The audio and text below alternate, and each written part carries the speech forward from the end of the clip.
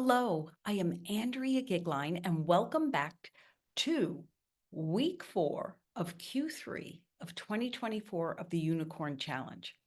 Of course, if you are watching this, I will make a request that you make a donation to Teach for America. My Teach for America is tfalasvegas.org, but as long as you donate to Teach for America, good is going to happen in the community, so do it.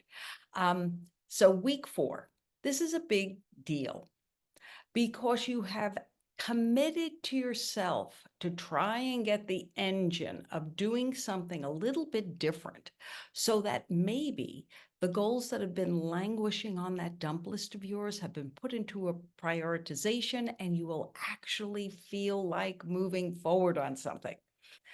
You know, I did this 60-day thing on different videos. You would hear me say, there is just so nothing magical about 60 days, other than the fact that there's nothing magical about 28 days or 30 days. It's all a bunch of crap. Or 21 days, baloney. Here's the deal. The science behind so much of the goal setting that you'll see through me or others is really well substantiated. What it takes is your action.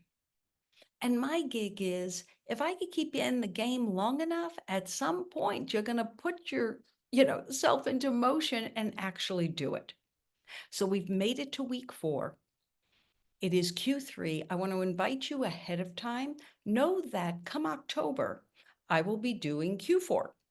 And these videos can actually be done as a group, and I will invite in the weeks before on my LinkedIn. So follow me on LinkedIn. I actually invite you to participate in a live conversation about this. The reason I think that helps is that you're bringing to it a review of the free ebook tips, what's working for you, what's not working for you, yada, yada.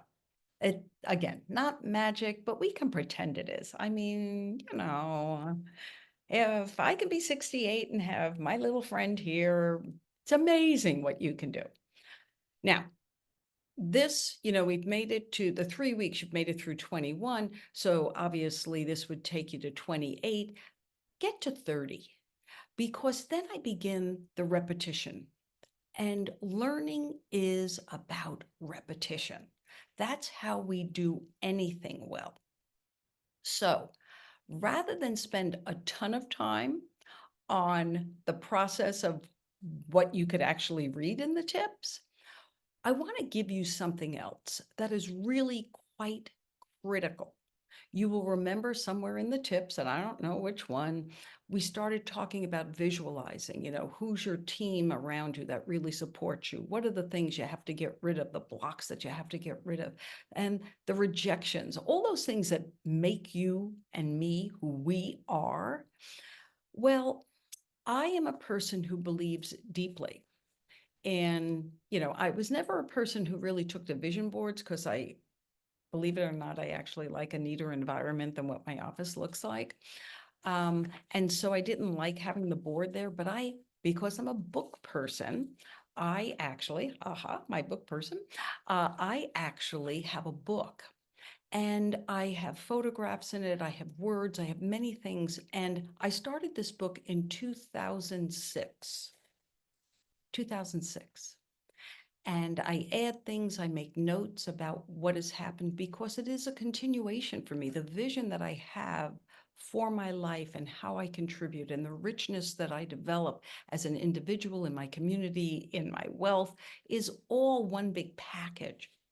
But there was something, and I'm going to be taking my eyes off of, directly look, so I'm going to read this to you.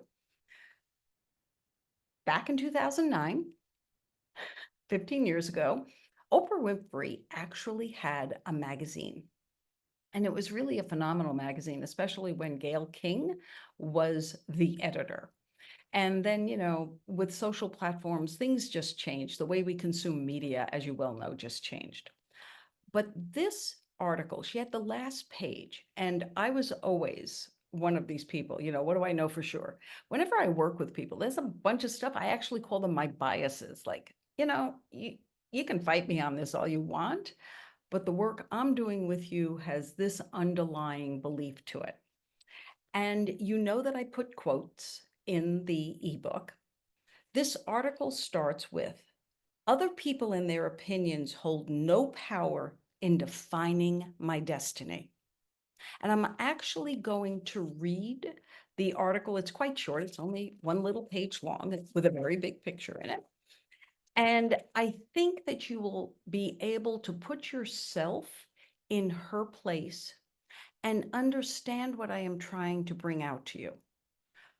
All of this, be silly to be successful, the magical thinking, all of the things that I did in the ebook to make it the serious stuff of achieving goals seem less serious and actually quite doable was because joy and having joy in your life, my life, honestly makes it a whole lot better. And aligning, I mean, that's who I am. I'm not a serious person. I don't like sitting in meetings and listening to people, yada, yada. I never did a large corporate work because developing binders at the time, now then it went to, PowerPoints and digital, books. Oh my God, that you never looked at again? I'm going to waste my life creating something that you never look at again just because you're going to pay me a lot of money to do it. I want to find something else. I'd rather go buy a lottery ticket. I'm going to be really clear about that. But what Oprah knew for sure. In 1992, I, Oprah, decided to change the slant of the Oprah Winfrey Show from confrontational TV, quite appropriate for where we are today, amid confrontational TV aimed at getting ratings to shows that took the high road, aimed at connection. Does any of this sound familiar about where we are today? I wanted to help people think differently about themselves and pursue ideas about spirit and balance and the possibility of a better life. It was a decision that was bigger than money or material interest. It was a paradigm shift. It used TV instead of being used by TV. Put social media in there, put fake news, put any news. I don't care if it's fake or otherwise. How much was she at the forefront of trying to make that shift? To use it as a tool for good, the shift led to the creation of this magazine, an Oprah Radio, and next year a new television network OWN, which, by the way, did not do great in its original platform. And that's also very important. She has always been willing to take enormous risk, even if it didn't work out for her. And we have seen this in our political arena with people like Liz Cheney, who walked away from her political career because of what she believed ethically, to most recently Joe Biden, as much as he absolutely did not want to give up his position and the possibility of being reelected, he walked away from it. That says something. Sticking, no one defines your destiny but you. And I urge you to really think about that and think about the things you are attempting to achieve and why you keep coming to things like the Unicorn Challenge or any one of the other millions of programs like this. Using my voice as a force for good. It was what I was meant to do. And I got here by listening to the still small voice that I felt so strongly one evening in my grandmother's back porch when I was a little girl. All my life, I've looked to God for guidance. In the early 90s, I started to recognize that I wouldn't survive if I continued to play the TV game with my competitors. One day, while vacationing in Colorado, I went into the woods to quiet the noise of the world and contemplate my next move. I remember standing among the golden aspens and asking the voice that has been a comfort to me for so long, what would you have me do? What's your why? One of the tips. The answer came as it had when I was a little girl. take the high road.